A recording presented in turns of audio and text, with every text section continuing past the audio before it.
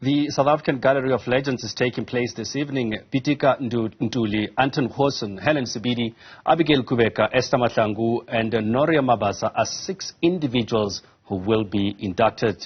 Newsroom Africa's Ngobile Madlana is live at the event in Pretoria. Ngobile, I can see legends with you there as we await this evening's events to take place. What can we expect?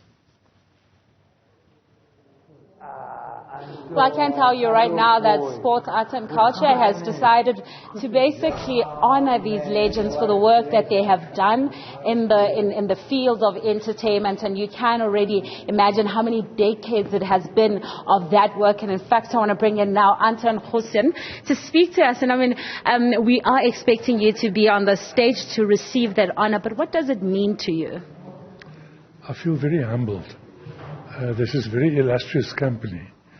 I feel totally out of my depth, but very honored, very honored.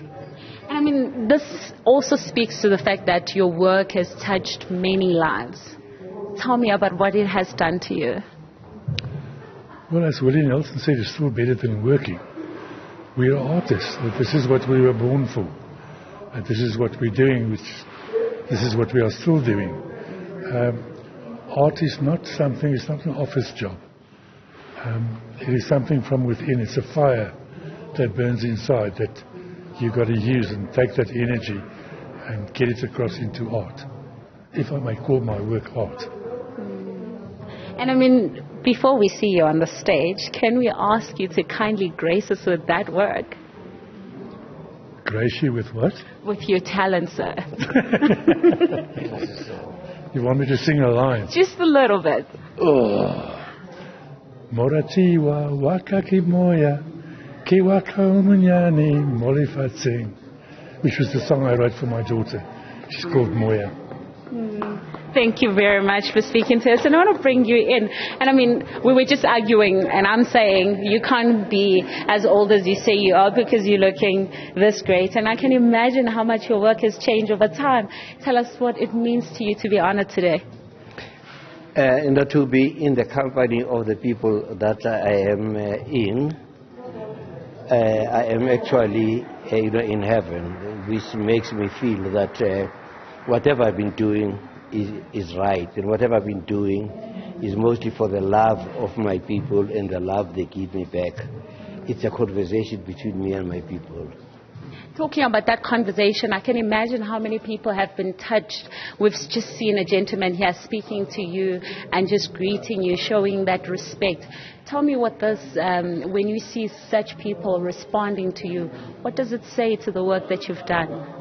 It asks me as to whether me, being a humble person and even almost a sinner, where does the spirit come from that I can sculpt, I can paint, I play music, I do a range of these other things. Then it takes me to my African spirituality as well as to my own God, that there must be a force greater than me that makes me reach out to the people and the people to reach out to me.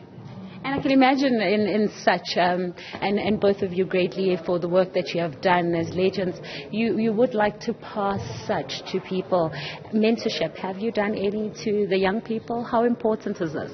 It's very, very, very important because in our studios, sometimes we have about 60 young people who have not drawn or painted or anything. But by the time they come in there, they've written their poems, they've done their own drawings. It's an ongoing in a process, and I also work with 2 very young people who keep me away from the big grinder. When it gets to these things, I said, old man, sit down around here, we'll remove this for you. And can we then just ask to steal a bit of that talent and hear you grace us a bit with those poems that mean so much? Why should you and I quarrel? I'm a professor, you are not. I drive my Prado, you drive with your finger. My son watches the bold and beautiful days of our life in suburban bliss while you walk around from Stockfell to Stockfell getting involved in Mufiri Monyalong. But more than that, what I don't like, you get involved in Muvango, even if I'm going to sting. Thank you. Oh, beautiful. Well, you can hear they're legendary indeed. And of course, the event is taking place just behind these walls. We understand that there's quite a lot of legends that are going to be honored, much like the ones that we have spoken to. And that is currently happening on the stage inside here. Quite a lot of names that we have seen in the work that they do. And of course, I'm just going to ask, please, can we just show you?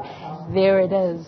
That's where it's happening. We've seen poets. We've seen quite a number of people coming here to honor and to celebrate these legends for the work that they have done. And of course, the event is now taking place. And as you heard from them, this is something very special for the work that they have done, and also mentorship being one of those things that they're currently doing to leave that legacy behind of working hard as well as working and showing your talent. All right, fantastic stuff there, as you've just heard from Anton Goosen, who is the father of Afrikaans rock, at 77 years old, being honored. And interesting to see, again, as Ngobile, you were saying, that the boy man called Pitika Ntuli, at 81 years old, still looks like a boy man. Great poetry that he did. One of the latest that he has written, Where Were You When Marikana Died?